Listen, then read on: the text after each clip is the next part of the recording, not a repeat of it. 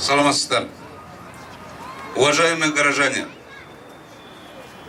сегодня вы уже в конечном пути нашего агитации, не только наших, всех 16 партий, которые участвуют в предвыборной кампании. И все вам в городе при встрече обещали очень многое. И, к сожалению, они являются депутатами Горкенеша и являются действующими депутатами Горкенеша. И вы всех прекрасно знаете, кто на что гораздо. Я бы хотел остановиться на проблемах города Бишкек. Городу Бишкек вообще не повезло последние 10 лет с мэрами, с руководителями города. Сами прекрасно понимаете, где эти мэры? Все судимые стали. 3 мэра города стали судимыми за коррупцию. Это о чем говорит? Это подбор кадров высшего руководства страны, государства. Это столица Кыргызстана. А мы в что превратили город? Сегодня все говорят насчет экологии.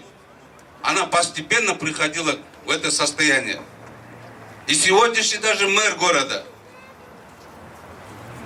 как черт с табакерки, выскочил и стал мэром города. Я в 2005 году работал начальником УВД города Бишкек после революции. Как мы наводили здесь порядок? После этого как развивалась столица? Какие были планы градостроительства? Но на сегодняшний день мы имеем то, что имеем сегодня в городе. Город – это самая худшая столица сейчас в СНГ. Стыдно нам быть в этом городе. Какой экологический смог стоит над городом. Летом невозможно. Дети не знают, где отдыхать. Нету никакого экологического благополучия в этом городе. Я вообще молчу о строительной мафии, которая на сегодняшний день все захватила. Где хотят, строят. Такого бардака за историю никто не потерпит. И мы хотим в городе, чтобы был нормальный руководитель. И горожане выбирали себе мэра города. Достойного. А не каких-то назначенцев. Даже мы биографию не знаем их, этих мэров. Выступать не умеет ни на киргизском, ни на русском. Это смешно. И превратили город Бишкек в бандитский город. Поэтому мы против такой кадровой политики. Если мы будем говорить очень много насчет города, потому что мы все жители здесь города знаем, вокруг города сколько наших живут людей. Никакой инфраструктуры нету. 21 век. А если бюджет города возьмете, какой большой? И не могут использовать. И правильно, что сидят все 3 мэра. И в последующем должны сесть и те чиновники. Если будет правильное расследование по коррупции города Бишкек, очень много руководителей, акимов, мэров сядут тоже. Поэтому должно быть объективное расследование бюджета города. Довели уже город. У нас с этими руководителями нету будущего. Поэтому, уважаемые горожане, вы тоже, когда принимаете депутатов и выдвигаете Горкенеш, посмотрите, ни один депутат Горкенеша за этот период нормально не смог выступить. Вы посмотрите на этих спикеров. Представляют просто бизнесменов. А где реальные жители, реальные депутаты города? Потому что все превратилось в подкуп, в коррупцию в выборном процессе. Сегодня на самом деле очень большие деньги гуляют. Чтобы стать депутатом парламента, столько денег сейчас кидают. Сейчас только озвучил Исхак Масалиев эту сумму. под миллиард сомов уже раскидывают только на официальную агитацию. Вот в Карасу сейчас публикуется в интернете, задержали агитатора. За один день раздает 300 тысяч сомов просто на маленький участок. Это о чем говорит? Потому что подкуп идет полным ростом. И мы все этому убеждены. Нельзя продавать за деньги свое будущее.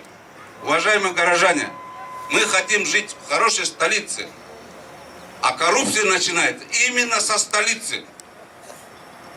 Подкуп идет мощнейший. Поэтому я вас, горожане, призываю, чтобы вы 4 октября проголосовали за честных,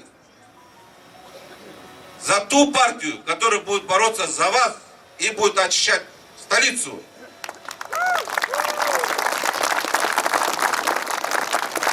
Урматтуу шайлоочулар, бардыңыздар күбөсүздөр. Кандай биз шаарда жашап атканыбыз. Кандай шаарда жашасак, бүгүнкү күндө ошондой эле мамлекет болот. Анткени биздин Бишкек борборубуздан бардык жака таркап атат жана коррупция дегенибиз. Бүгүнкү күндө бүт биздин кандидаттарыбыз бардыгы айтып чыкты. Коррупция менен күрөшөбүз, коррупция. Силер 10 жылдан бери депутат болуп жүрдүңөр. Не ал менен күрөшкөн жоксуңар? Потому что колуңардан келбейт. Бардыгы коркоп. Ошо мафиялардын көбү бүгүнкү күндө жогорку кеңешке депутат болобуз деп келатышат. Алар кимдер? Уже биз алардын аттарын айтып аттап тажадык. Уюшулган кылмыштуулуктун аттарына тажадык. Мына жакында Путин даже айтып атат, биздин президент атын унутуп калыптыр. Шариманды. Бул не деген мамлекетке келип калды? Коля киргиз болсо, Шариман киргиз болсо, Макаля Майене киргиз болсо,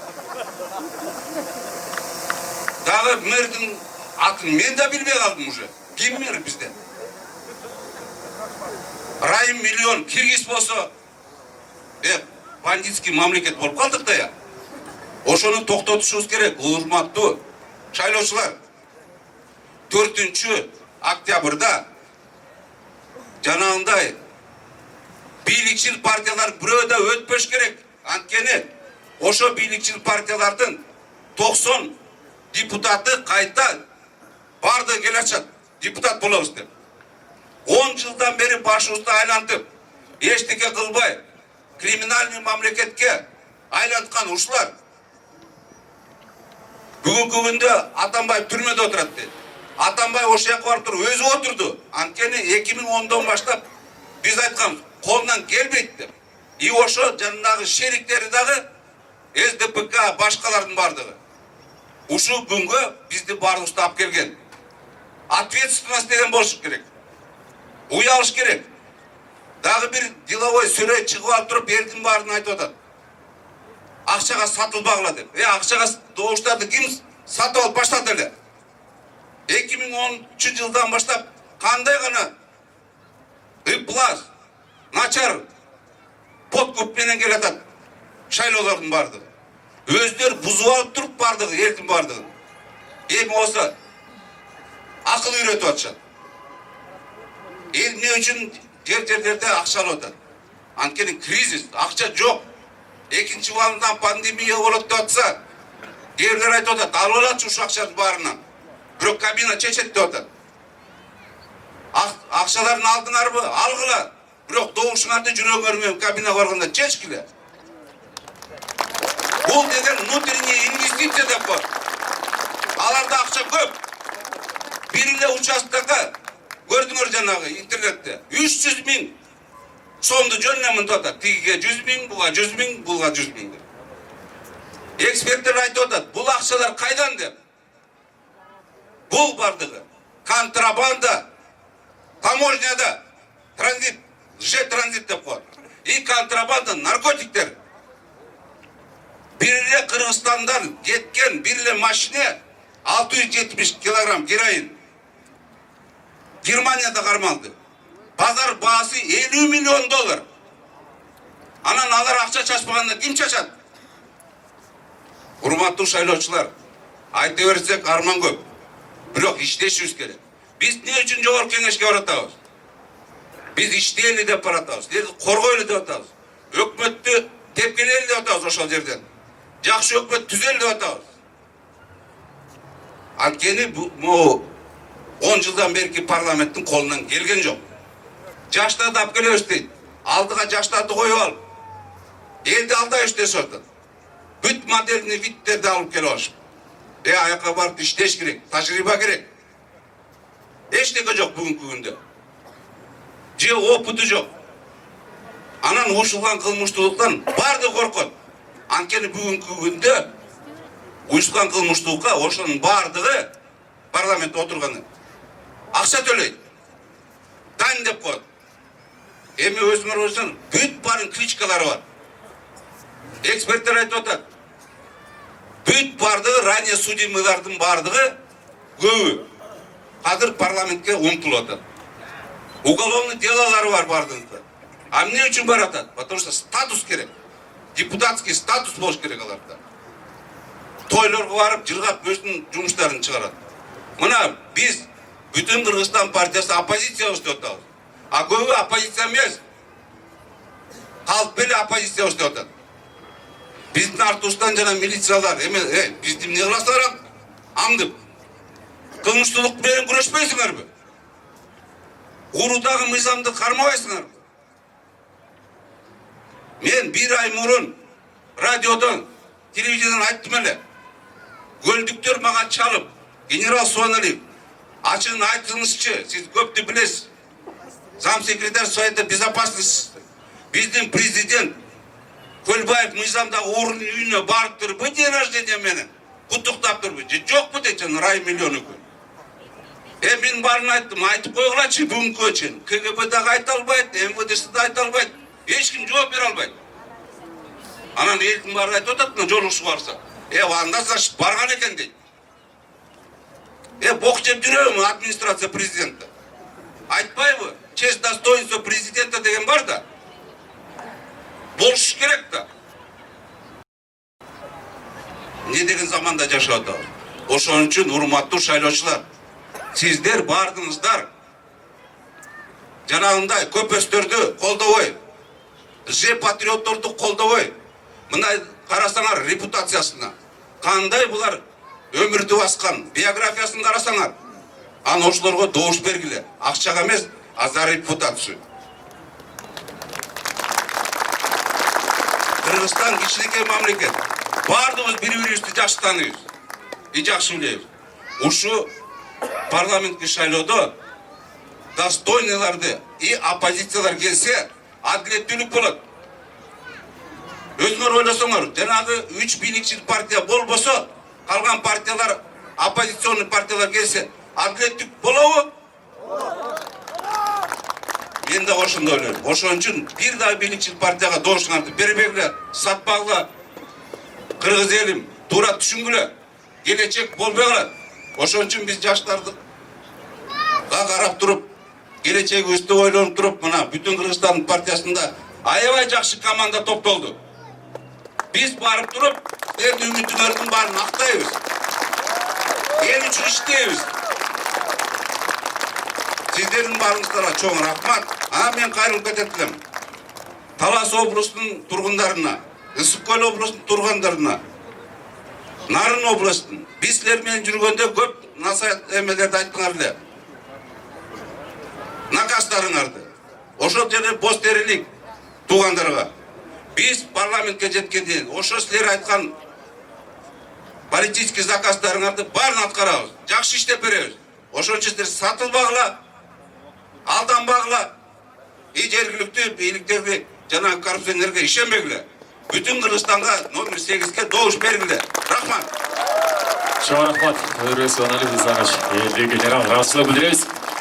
Тапканың эгиз болсун, телегейиң тегиз болсун. Тагдырыңды ойлосоң, тандаганың 8 болсун.